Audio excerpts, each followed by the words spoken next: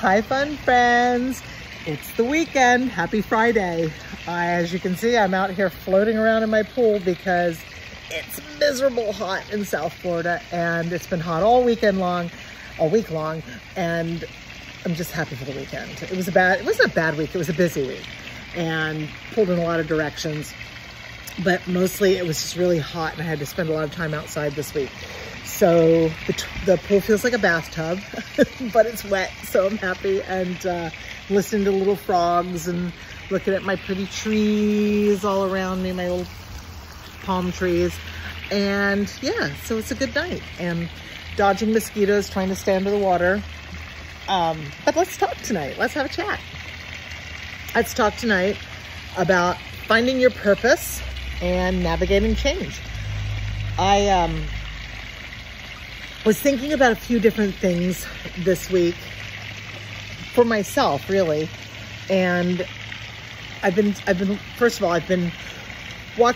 listening to a lot of Mel Robbins lately. If you don't know Mel Robbins, you should check her out.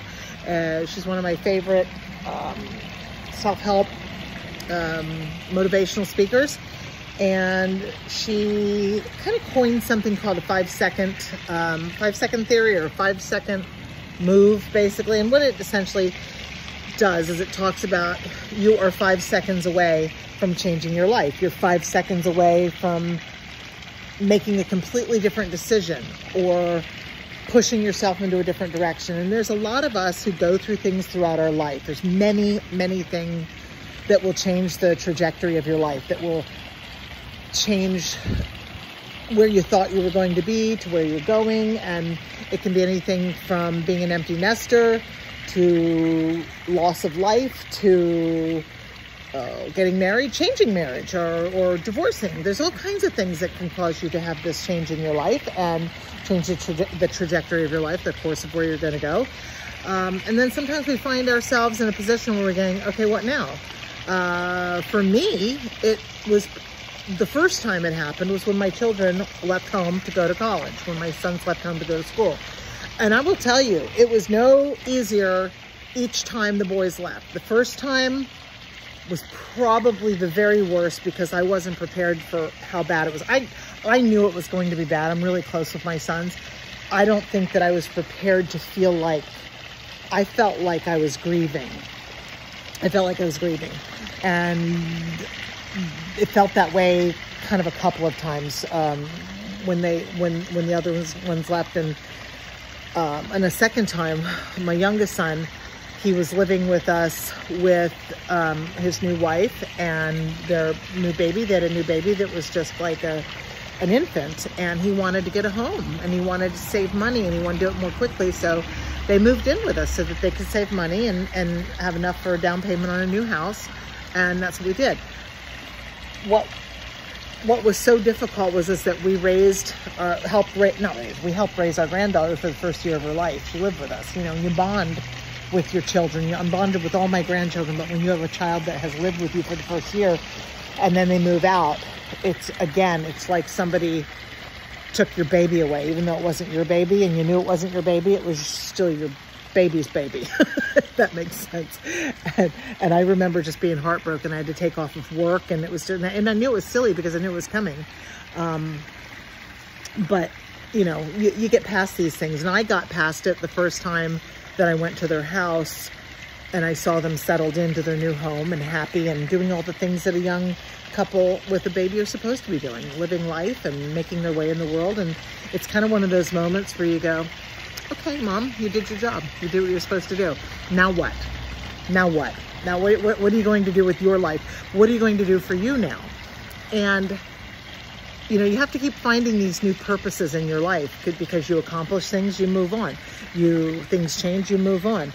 And sometimes it's planned and sometimes it's not planned. And, you know, when you are looking to make those changes in your life, sometimes just taking that first step is really the hard part. Getting that courage to make the first step. People are fearful.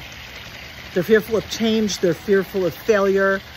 They're fearful of looking foolish. They're fearful of wasting money. They're fearful of, well, just they don't know. It's the unknown. People are fearful of the unknown. I've always, my whole life, been a risk taker. Always been a risk taker, always. And sometimes I've landed flat on my face from it. Sometimes it has been wildly successful for me. And overall, I've been pretty fortunate with the chances that I've taken.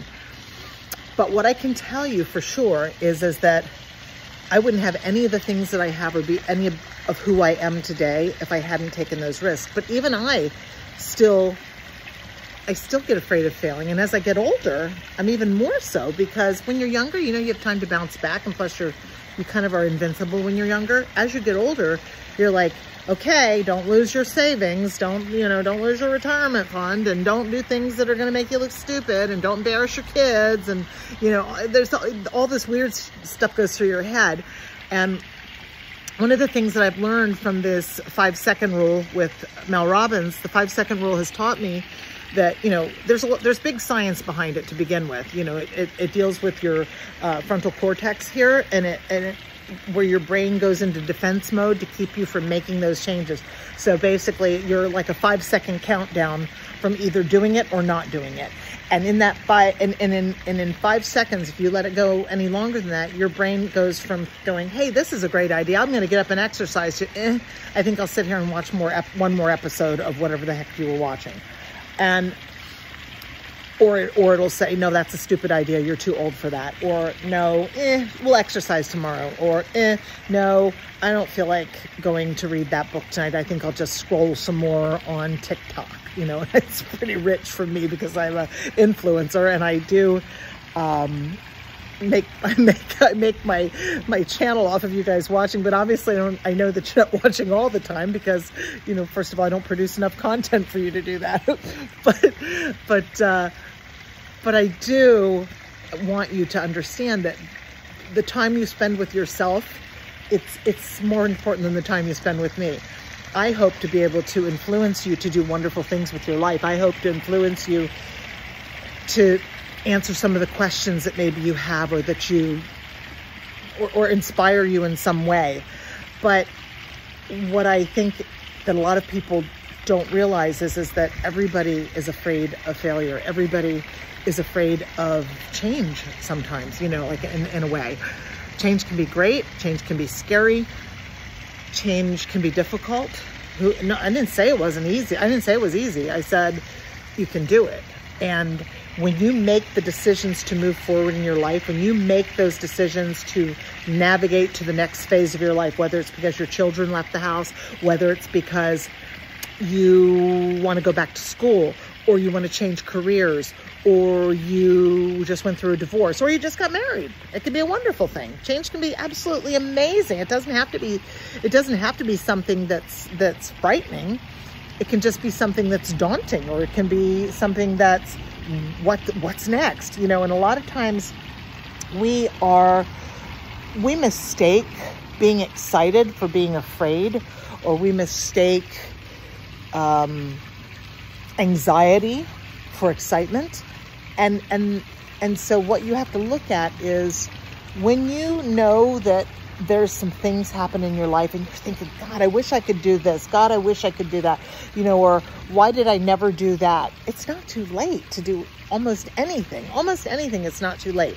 You know, you may never be a professional ballerina. If you dreamed of being a ballerina when you were a kid, or a baseball player or anything like that, you know, you may not be that for a living, but it doesn't mean you can't do it. It doesn't mean you can't enjoy it. It doesn't mean you can't learn it. It doesn't mean you can't teach it, right?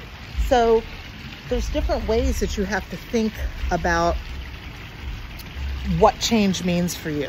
You want to write a book? Write a book. I'm trying to write a book right now. I have no idea what I'm doing. Absolutely no idea what I'm doing. I know that I have things to say. I know that I have experience to share. I know that I'm pretty good at expressing myself, but I have no idea how to write a book. I'll worry about that later. I'm just going to get started. 5, 4, 3, 2, 1, go. That's what Mel Robbins taught me. And when I first started actually reading that book, The 5-Second Rule that I was telling you about, I was like, this is kind of stupid.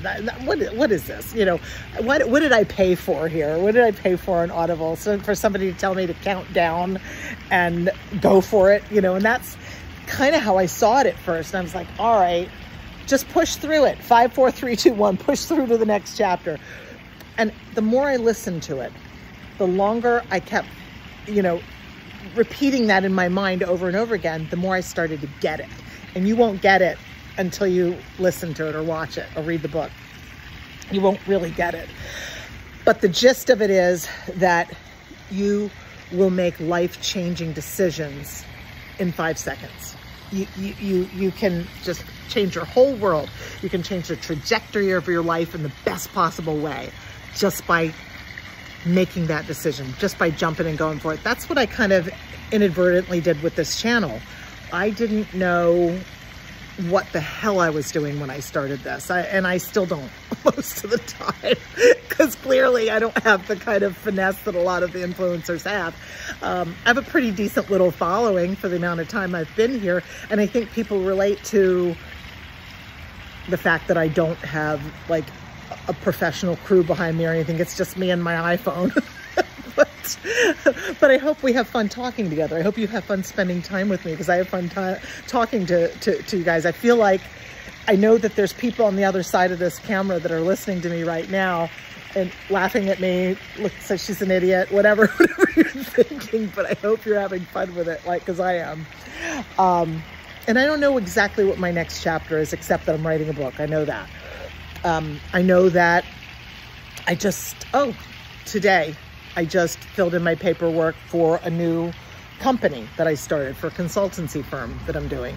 And I already have my first customer. And I never in a million years thought that I would be doing a consultancy firm on importing, which is what I'm doing, because I taught myself 3 years ago how to do it.